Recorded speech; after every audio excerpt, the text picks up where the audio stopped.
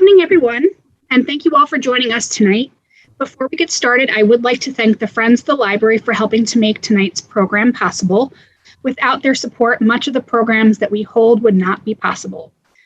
And now I would like to introduce our speaker for tonight, local author and writer, David Crew. David, thank you so much for joining us. Thank you very much. Good evening, everyone. Thanks for joining us, whether you're on the Zoom or somehow being live streamed or YouTube. This is exciting to be on so many platforms tonight. So what I'm going to first do is I'm going to stop my video and continue chatting and tell you that tonight we're going to be talking first of all, this is one of my favorite shows, Law and Order. And what we're going to be doing tonight is kind of going through the sequence they do on Law and Order. We're going to look at the crime, which in this case are 3 murder cases that took place in 3 different centuries. All of them are groundbreaking in some way. And what we're going to be doing tonight is talking about them in this order. We're going to be starting with the Boston Massacre, one of the most prominent and controversial cases in Boston legal history. Then we'll look at the Dr. Parkman murder from the 19th century, and we'll finish up talking about a case that maybe some of you might be personally familiar with, the Boston Strangler case of the 1960s. So let's start with the Boston Massacre, a seminal event, not just in Boston history, but in American history as well. Now, we all know the basic facts that on March 5th, 1770, 5 citizens were killed when British troops opened fire on a crowd outside the old State House here in Boston. So just like Lenny Briscoe and Ed Green, our job will be to ferret out the details of the case so it can be handed over, not to Sam Waterston, but in this case, John Adams. So let's set the scene. These were very tense times. The British had started imposing taxes on the colonists to pay for the French and Indian War, but, I mean, why shouldn't they? The Crown was protecting them and supporting them with one of the world's great navies. So in 1767, the British Parliament passed the Townshend Acts, which taxed paper, glass, and tea. And the colonists started rebelling. I mean, nobody likes paying taxes. So in late 1768, Boston regulars arrived in Boston to maintain order. Bostonians responded by taunting them with name-calling, spitting, and fighting. Now, in early 1770, a merchant announced publicly that he would ignore a town-wide boycott against British goods, and some colonists hung him in effigy outside his shop. On February 22nd, a loyalist named Ebenezer Richardson attempted to destroy the effigy, and a mob drove him to his house, from where he fired several shots, one of which killed an 11-year-old boy named Christopher Snyder. 6 days later, there was an immense funeral parade from the Liberty Tree on Essex Street today down to the cemetery. Posters were distributed throughout the town implying the boy's death must be avenged.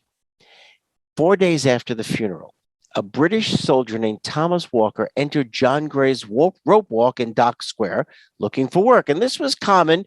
Army pay was pretty bad, and soldiers were always looking for extra work. So the rope maker asked Walker, "Soldier, do you want work?" "Well, yes, I do," Walker replied. And then Green said something classy like, "Well, then go and clean my outhouse." Only he didn't say outhouse. And so a fist fight began, made worse when Walker leaves and returns with soldiers. Now there's a full-scale brawl going on with fists, clubs, and swords. And the next day, March 3rd, 3 soldiers returned to the rope walk to fight some more, and one got a fractured skull for his trouble. Early on the evening of March 5th, on King Street, a young wig maker's apprentice named Garrick sees a British officer named Captain Goldfinch. Garrick turns to another soldier, a private white, who was on guard in front of the custom house, and he said, "Oh, look, there goes the fellow that will not pay my master for dressing his hair." Now, Goldfinch had in fact settled his account and ignored the insult, but in this climate, these tense times, there's no way the matter was going to be dropped, and Garrick, joined by his friends, continued his verbal assault of Goldfinch. Private White says that Goldfinch was, quote, an officer and a gentleman who always paid his debts. And Garrick replied, there are no gentlemen in the 29th Regiment. So White turns to Garrick and says, let me see your face. And so Garrick thrusts out his jaw, at which point White smashes his musket into Garrick's face, and he falls to the ground bleeding. Bloody lobster back, lousy rascal, lobster son of a bitch. People in the crowd are yelling. Somebody started ringing the town bell, signaling the alarm of fire. Now, there is no fire, someone else yelled. Well, kill him, knock him down. Fire, damn you. You dare not fire. All of these things are being yelled, and some people began to throw snowballs and pieces of ice at White, who loads his gun and then wisely starts to retreat to the custom house stairs with his back to a locked door. That's when he yells, turn out the guard, main guard, turn out. Now in front of the main guard, the officer for the day, Captain Thomas Preston, he didn't know what to do. If he did nothing, he thought White could be killed by the mob. But he knew his soldiers would be vastly outnumbered by the mob if he tried to rescue him. Moreover, Preston knew that province law forbid the military from firing on civilians without the order of a magistrate. Outside, another 200 people were gathering in Dock Square. The whole town seemed to be on edge. People were yelling fire even though no buildings were burning that night. Soldiers passed up and down Brattle Street, shown here, carrying clubs, bayonets, and other weapons. In Boylston's Alley, a battle ensued between the regulars and townspeople until a passing officer led the troops to the nearby Murray's Barracks. That's what this church is, the Brattle Street Church, which you can see here. Meanwhile, finally, Captain Preston made the decision to rescue Private White.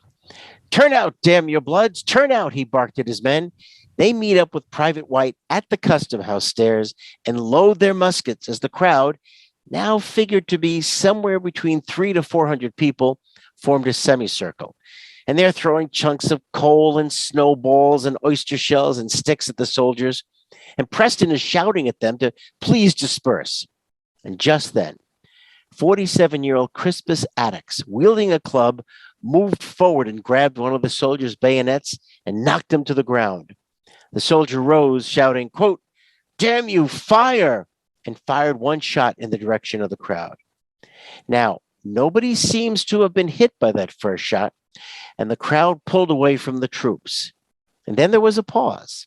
Now, some people said it was as little as 6 seconds. Some others testified as much as 2 minutes. We simply don't know. What we do know is the troops started firing. Samuel Gray fell with a hole in his head. Crispus Attucks took 2 bullets in the chest. As some members of the crowd surged forward, another sailor, James Caldwell, was hit. A ricocheting bullet struck 17-year-old Samuel Maverick as he ran toward the townhouse. And Patrick Carr's back was ripped apart by another shot. It was sheer mayhem. Captain Preston yelled at his men, demanding to know why they had fired. Well, some said they thought they had heard the word fire, but as I said, a lot of people were yelling it that night. Some in the crowd moved to help those who were hit, and the troops raised their muskets. Preston commanded them to cease fire, and he went down the line, pushing up their musket barrels. The wounded, the dying, and the dead were carried away. Captain Preston and his men then marched back to the main guard. Now, word of the shootings reached acting Governor Thomas Hutchinson, and he rushed to King Street, where he found the angry mob and a shaken Captain Preston. The governor confronts Preston and says, do you know, sir, you have no power to fire on anybody of the public collected together, except you have a civil magistrate with you to give orders? Well, after talking with Preston, Hutchinson proceeded upstairs into the townhouse. After assuring the town council, which was inside, that he would do his best to see justice done, he stepped onto the balcony overlooking the scene of the massacre, where a crowd was still milling about. And he said these famous words, let the law have its course. I will live and die by the law. Shortly thereafter, Justices Richard Dania and John Tudor issued a warrant for the arrest of Captain Preston, who was brought to the townhouse where he was interrogated by the justices. They concluded they had, quote, evidence sufficient to commit him, and they sent Preston to jail, where he would remain for the next 7 months. The next day, this 34-year-old man, John Adams, was asked to defend the soldiers and their captain. Now, Adams understood that taking the case would not only subject him to criticism, but might jeopardize his legal practice, which he was just starting out with, or even risk the safety of himself and his family. But he believed deeply that every person deserved a defense, and he took on the case. For his efforts, he would receive the modest sum of 18 guineas. A week after the massacre, at the request of the Attorney General, Jonathan Sewall, a grand jury handed down indictments against Captain Preston and the 8 soldiers. About the same time, Preston would offer his version of the events in a deposition. Some big decisions had to be made by the court, the prosecution, and by Adams. Should Captain Preston be tried separately from his men? Now, some of the 8 soldiers under his command wanted to be tried with their captain, and for good reason, because Preston's best defense lay in denying that he gave any orders to fire. And the soldiers' best defense lay in claiming that they were simply following their captain's orders. Now, I'm not a lawyer, and as a layperson, I find this a fascinating case for this reason alone. Is following orders a defense? The decisions rendered here would resonate throughout history at Nuremberg, My Lai, Serbia, and even Guantanamo. Another big question was the order of the cases, because if Preston's trial were to go first, the soldiers' defense might be compromised. Finally, we have the fact that John Adams would defend both Preston and his men, even though their respective defenses were at odds with one another. My understanding is that today that would constitute an ethical dilemma which would have forced Adams to choose between his clients. Meanwhile, the soldiers' bid for a joint trial was denied anyway, and done so without explanation. So Captain Preston's trial for murder would come first, from October 24th to the 30th, here at the Queen Street Courthouse. And this case was a classic political hot potato. The Chief Justice of the Superior Court, Lieutenant Governor Hutchinson, he declined to preside at the trials. Benjamin Lind of Salem became the acting Chief Justice, and he tried twice to resign his position before the trials began. Attorney General Sewall actually refused to prosecute the soldiers. The prosecution was led by Samuel Quincy, the colony's first Solicitor General, and Robert Treat Paine, who later became the first Attorney General of the state and a Justice of the State Supreme Court. Josiah Quincy would assist John Adams in his defense of Preston. The central issue concerned whether or not Preston had given the order to fire on the civilians. Now, he steadfastly denied that he did, and he was supported by 3 defense witnesses.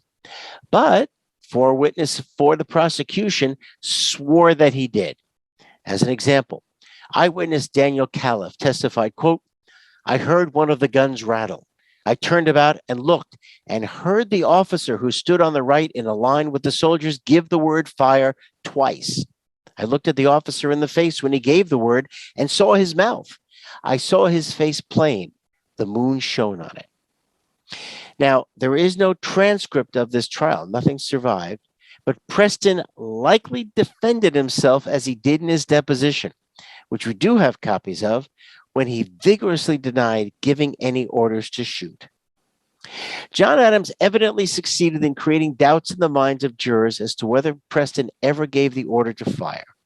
The sequestered 12-man jury deliberated only a few hours before acquitting Preston on all charges. 8 weeks later, on November 27th, the 8 soldiers faced trial.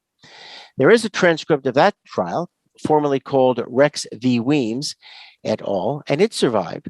Witnesses testified to the clashes with the military at Gray's Rope Walk, which I've described, as well as to other events on the night of March 5th near King Street. On December 5th, 1770, exactly 9 months after the massacre, 6 of the soldiers were acquitted on all charges.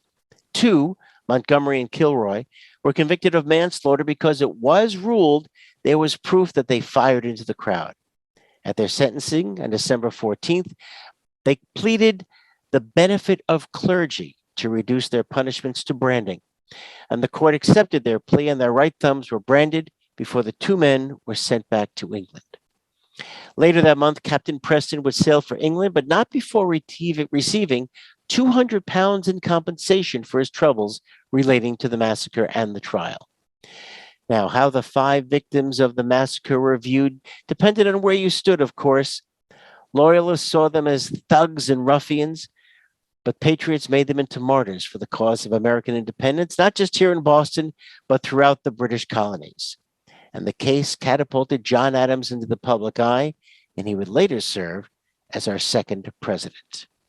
Of the 3 cases we are talking about tonight, only this one has a single victim. But of all the victims in our 3 cases, Dr. George Parkman is the only one who was prominent before his death. Oliver Wendell Holmes once called George Parkman, quote, the perfect Yankee. He said that Parkman, quote, abstained while others indulged, walked while others rode, worked while others slept. Parkman grew up the son of a successful businessman who owned property in the West End of Boston. But when he grew up, instead of taking up the family business, he studied medicine and graduated from Harvard Medical College in 1813. He then traveled to Europe, where he became interested in the plight of the insane.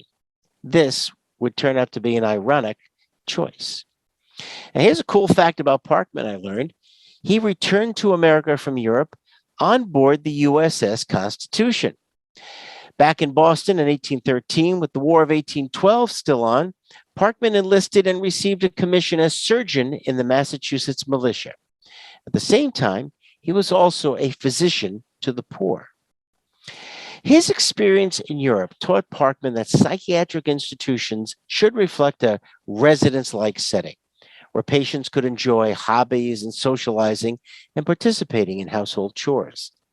So in 1817, he convinced the trustees of the Massachusetts General Hospital that he could supervise an asylum they were considering opening.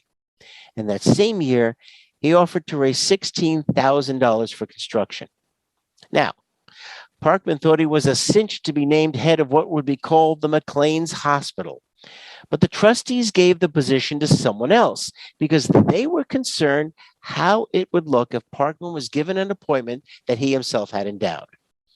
Parkman apparently took some sort of a hissy fit because while he didn't give up medicine, he shifted his focus back to the family business, of which he took complete control after his father passed. And by 1849, he was worth some $500,000. A lot of money back then.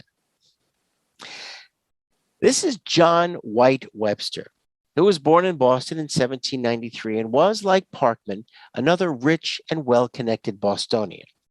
He also studied at Harvard Medical College, and he practiced in the Azores before returning to America. In 1824, he began working for Harvard, eventually becoming a professor in 1827. He was married and had 4 daughters. Unlike Parkman, though, Webster always seemed to be having money troubles. He had lost the mansion he built in Cambridge due to mounting debt and had been borrowing money from many people, including his friend, George Parkman, from whom he first borrowed $400 in 1842.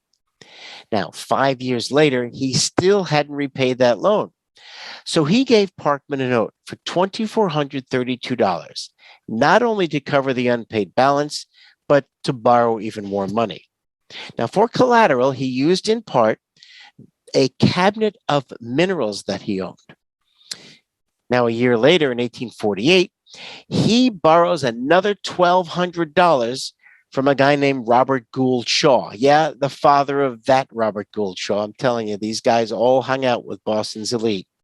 But here's the thing. As collateral for the Gould Shaw loan, he used the same mineral collection that he had already used for the Parkman loan. George Parkman heard about this and was furious, and he began to hound Webster for his money. On November 23rd, 1849, a week before Thanksgiving, George Parkman left his Beacon Hill mansion to do some errands. He was last seen walking towards the Harvard Medical College to meet his friend, Dr. Webster. And then George Parkman disappeared off the face of the earth. Now, a prominent man like Parkman doesn't just disappear. People notice, and they notice quickly. And within 2 days, the family had 28,000 copies of this $3,000 reward notice printed up, posted, and distributed all around town. And rumors were flying around the city. An Irish immigrant had done the deed. Why not? Let's blame the Irish. Or one of Parkman's deadbeat tenants. Or maybe it was a robbery gone awry. Folks, there were over 100 newspapers in the city at the time, and this story was helping to sell a lot of papers. Okay, Briscoe and Green, now it's time for you guys to get to work. The police retraced Parkman's last day. One woman who owed Parkman money told how she ran away from him when he demanded the dollar he had seen in her hand as she tried to buy food. Another man recalled that Parkman had placed a grocery order for Thanksgiving to be sent to his home. Others remembered him wishing them a happy Thanksgiving. The police interview a man who said Parkman left some lettuce with him, saying he'd return for it soon so he could have lunch with his wife at 2 p.m., something he had done each and every day of their 33-year marriage. I can just hear Lenny Briscoe saying, that Parkman was a busy guy. Now, the police learned something else, that Dr. John Webster had visited the Parkman home earlier that day, suggesting they meet at the medical college that afternoon at 1:30. They also learned that at 1:45, someone saw Parkman enter the school. Now, Webster's on the cops' radar. They ask around and they find out that Webster was home by 6 p.m. and went to a party at a friend's house. He appeared calm. But suspicions were raised, and on November 27th, the police search Webster's room at the laboratory. They find nothing. This, ladies and gentlemen, is Ephraim Littlefield. He was a janitor at the medical college. He was under suspicion as he had access to Webster's lab. But Littlefield, he had suspicions of his own. 5 days after Parkman disappeared, Littlefield had watched Webster from under the laboratory door and saw him moving from the furnace to the fuel closet and back 8 times. Yeah, he counted. Later in the day, the furnace was burning so hard that the wall on the other side was hot to the touch. So on November 29th, Littlefield began chiseling away at the wall under Webster's private lab privy, where the police had not searched. The next day, he broke through, and there, on top of a mound of dirt, he saw a human pelvis, a dismembered thigh, and the lower part of a leg. Now, look, bones in a vault would be expected. It is, after all, where remains from human dissections were tossed. But the police were called, and the city coroner, Jabez Pratt, came in and identified these remains as Dr. Parkman's. Police then went to Webster's home and took him to jail on a charge of murder. When they told him what Littlefield had found, he was said to have exclaimed, "That villain, I am a ruined man," and later that night took strychnine. Now, I think it's strange that a doctor didn't know what the lethal dosage of strychnine was because the stuff only made him ill. Meanwhile, on December 1st, back at the lab, investigators traced a terrible smell to a tea chest, which they opened. Out tumbled an armless, headless, and partially burned male torso, whose head had been sawn off. Then they found the saw. They brought in Mrs. Parkman, and I'm sorry for laughing. I'm just imagining this moment.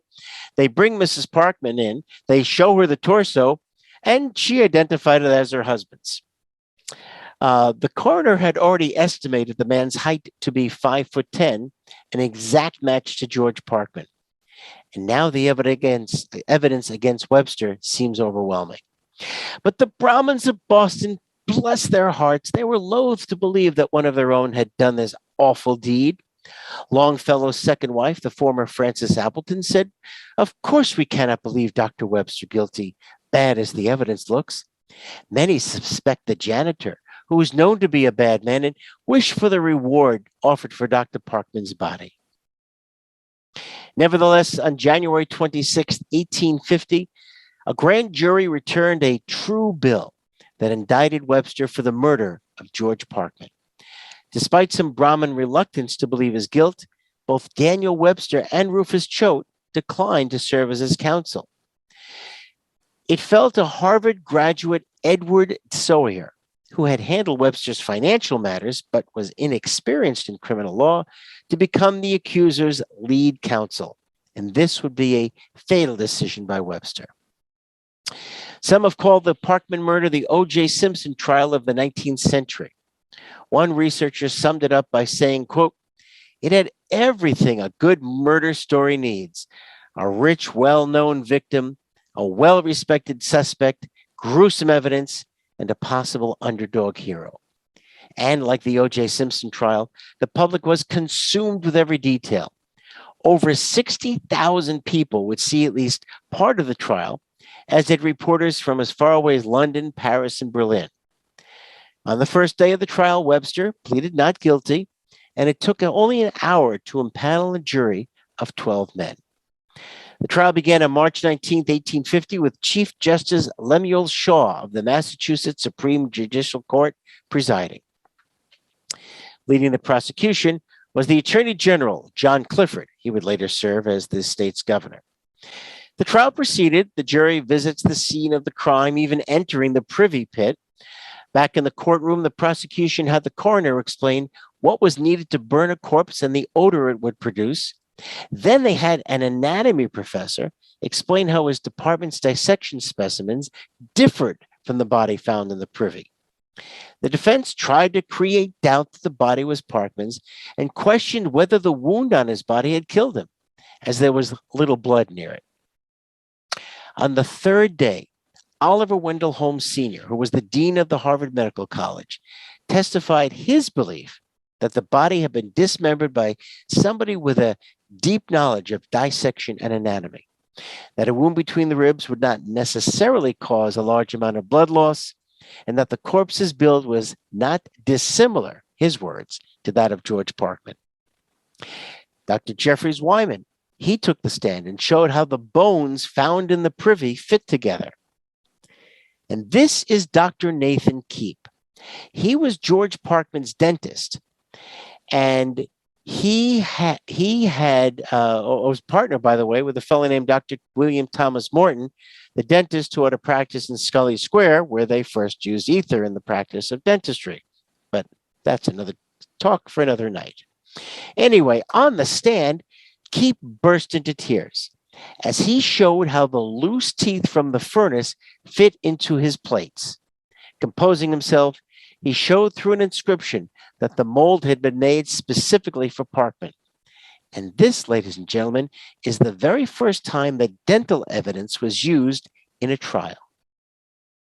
But it was Ephraim Littlefield whose testimony would be among the most damning. He told how Parkman had been after Webster to pay back his loan, how Webster had asked him if one could use a light inside the dissecting room vault, how Webster began locking his rooms, about how the normally cheap Webster uncharacteristically handed him a turkey just before Thanksgiving, just a few days after Parkman's disappearance. He told about the heat on the walls that led him to dig into the privy. The defense cross-examined and accused Littlefield of being after the reward, which of course he denied. The incompetent defense attorney also did not accuse Littlefield of being the murderer either, which would have been a nice way to deflect the charge. The prosecution wrapped up their case by presenting more witnesses who testified about Webster's unusual behavior after Parkman's disappearance. They also showed 3 unsigned letters that had obviously been meant to throw the police off the track of their investigation, and the handwriting was easily identified as Webster's. The defense took over, and Ed Sawyer went into action. He argued that the prosecution had failed to show beyond a reasonable doubt that Webster was the killer, or even how Parkman had died. He brought 23 character witnesses who claimed to have seen Parkman after his supposed disappearance. But the judge instructed the jury to ignore their testimony. He ruled that those sightings were actually those of a Springfield man who looked very much like Parkman. And without testimony from the man who looked like Parkman or anyone else, was in Boston on the day of Parkman's disappearance. As the trial ground to a close, Webster himself then took the stand against his attorney's strong advice. And in the 15-minute speech, he criticized his own attorney and presented his own version of the evidence, after which he called on the author of those anonymous letters to reveal himself. None did so because he himself was the author. The defense then gave a 6-hour speech on 4 key points that the prosecution had to prove. 1, that the body was Parkman's. 2, that a homicide had occurred. 3, that Webster had perpetrated it. And 4, that he had done so with malice aforethought. They contended that Parkman had been seen leaving the college on Friday afternoon and that the prosecution's case was in tatters. Most importantly, because there was no corpus delicti, no body that was conclusively Parkman's. And that, as a lawyer will tell you, was the main challenge faced by the prosecution. Because even though their circumstantial evidence was overwhelming, they still had the problem of the corpus delicti rule. There really was no body, at least one whole body. But Judge Shaw, in his instructions to the jury, made a precedent-setting ruling. He said that the jury only needed to find beyond the reasonable doubt that the corpus delicti was Parkman's. At the time, the standard in murder cases was proof to an absolute certainty that the dead body was that of the victim.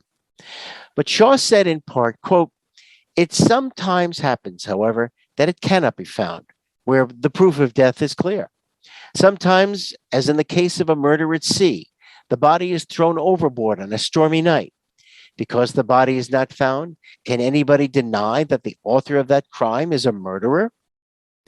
Judge Shaw also defined alibi, circumstantial evidence, and reasonable doubt. Now, interestingly enough, in 1850, many thought he was going way too overboard, far too argumentative for a judge.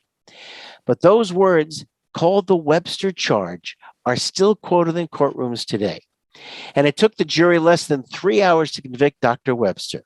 And Judge Shaw passed the sentence, death by hanging. Now, Webster's lawyers fought to save their client's life. They submitted a petition for writ of error against Judge Shaw for his instructions to the jury. But since the hearing was held before Shaw and 4 of the judges, it should come as no surprise that the writ was denied. Webster appealed to the governor for a pardon. Unfortunately for him, the year before, a fellow named Washington Good, a sailor, had been hanged for the murder of a fellow sailor based on circumstantial evidence. And to pardon Webster after sending Good, who happened to be a black man, to the gallows would have undermined his reputation. It was only then that Webster confessed to the murder, claiming that he had lost control in an act of passion. Ironically, such a confession would support a defense of temporary insanity, which, if used at the trial, might have saved George Webster's neck. Instead, he was hung by it on August 30th of 1850. Temporary insanity would play a huge role in the last of our 3 cases tonight. Now, it may have been over 50 years ago. But these 3 words can still strike fear into people who lived through the reign of terror that was the Boston Strangler. It happened actually as 2 waves of terror. The first began on June 14th, 1962, with the molestation and murder of 55-year-old Anna Slezer in her apartment here on Gainsborough Street in Boston. Just 2 weeks later, an 85-year-old woman was found dead of a heart attack, apparently after someone tried to strangle her. Then 4 more sexual assault murders, all of women above the age of 65, quickly followed. And panic quickly grew as newspapers, radio, and television began to focus on the string of apparently connected murders. Without any sign of forced entry into their dwellings, almost all the women were assumed to have either known their assailant or have voluntarily allowed him into their homes, perhaps believing him to be an apartment maintenance person or some other service person. While the police were not convinced that all the murders were the work of one individual, much of the public believed so. The fifth murder occurred on August 30th, 1962. And then the murders stopped. September, October, November, nothing. And slowly, the tension and paranoia that had begun to grip the city abated. Then in December, 20-year-old Sophie Clark was found strangled and sexually assaulted. A few weeks later, the same fate befell a 23-year-old woman, and panic returned. Then, 3 months later, March 1963, 69-year-old Mary Brown is found stabbed and beaten to death. In May, another woman, a 23-year-old, is also found stabbed to death. There's another brief respite over the summer before a 58-year-old is found strangled in September. 2.5 months later, another strangled murder, this time of a 23-year-old. One writer described it as if Jack the Ripper had returned not to London, but to Boston. The reward for information leading to the capture of the strangler rose with the ensuing panic until it reached over $100,000. Police were so desperate that in 1964, January, they brought in a Dutch psychic named Peter Herkos to help them find the strangler. They would have had better luck with Dionne Warwick and her friends. It seems that by 1964, everybody had an opinion that they wanted to share about the case. Psychiatrist James Brussel weighed in, saying that he believed the strangler was an unmarried, paranoid schizophrenic. He got his picture in the paper, but the police had no better leads. Others theorized he was a homosexual, not explaining why a homosexual would be raping women. Anyway, we come now to January 4th, 1964, and the last victim attributed to the strangler was the 11th, 19-year-old Mary Sullivan. Her body, like so many others, was left naked, a nylon stocking around her neck. The murderer also placed a New Year's card between two of her toes. And then once again, the murders stopped. Now, during the time the Boston Strangler was actively murdering women in the Boston area, police were investigating another crime spree that was underway that didn't get much media attention.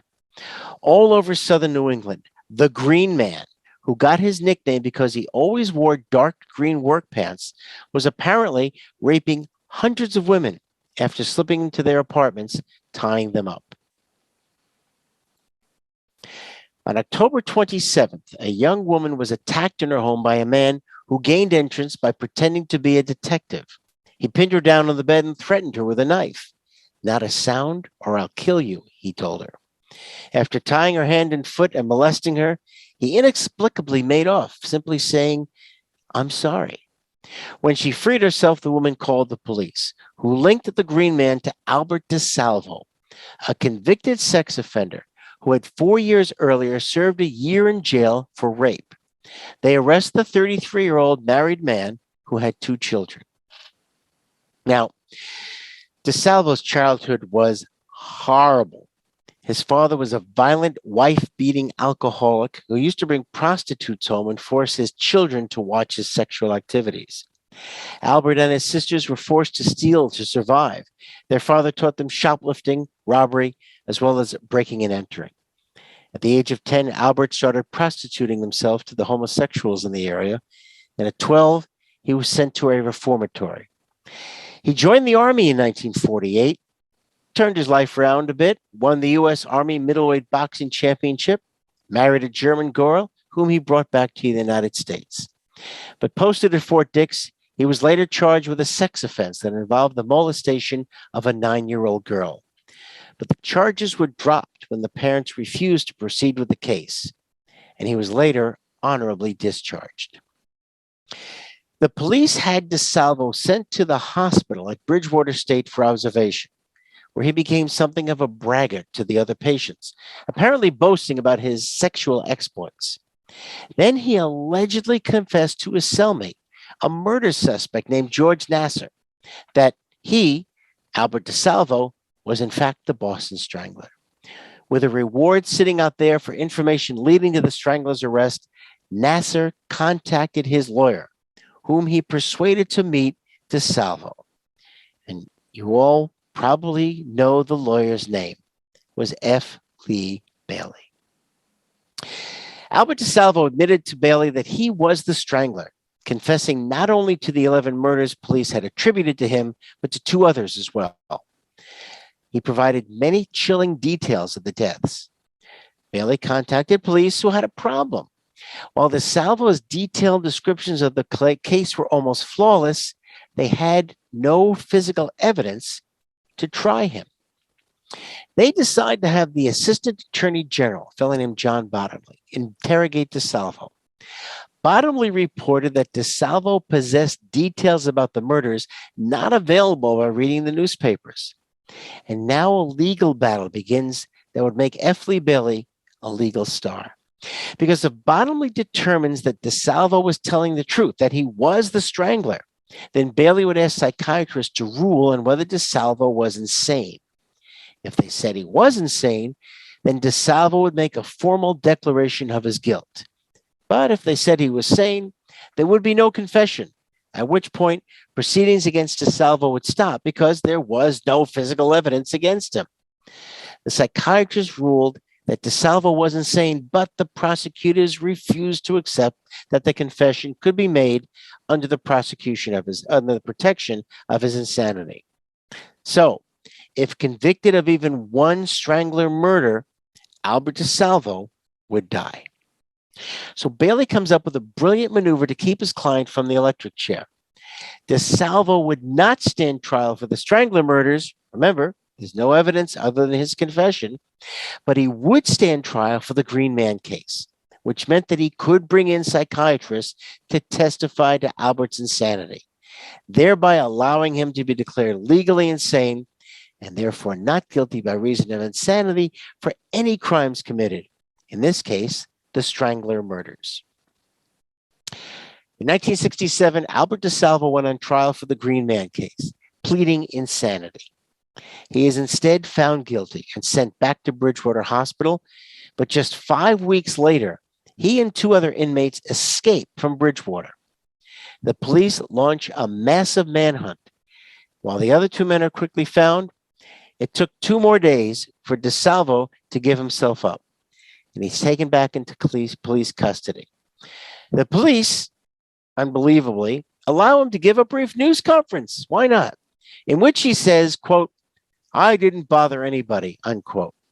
And he says that he escaped to bring attention to the fact that he had a mental illness and yet was being treated as a sane criminal. DeSalvo was transferred to the maximum security prison in Walpole, where he remained until November 25th, 1973. That's when he was stabbed to death in his cell. Nobody confessed, nobody snitched, and the murderer of Albert DeSalvo got away. Now, Nancy Grace or Greta Van Susteren or any of these TV legal talk show people would have a field day with this case. Lord knows producers sure have, with a TV special and 3 movies about the case. The most well-known, of course, is the 1968 film starring Tony Curtis and Henry Fonda, which did a pretty good job of what the courts never did, which is convict Albert DeSalvo of the Strangler murders.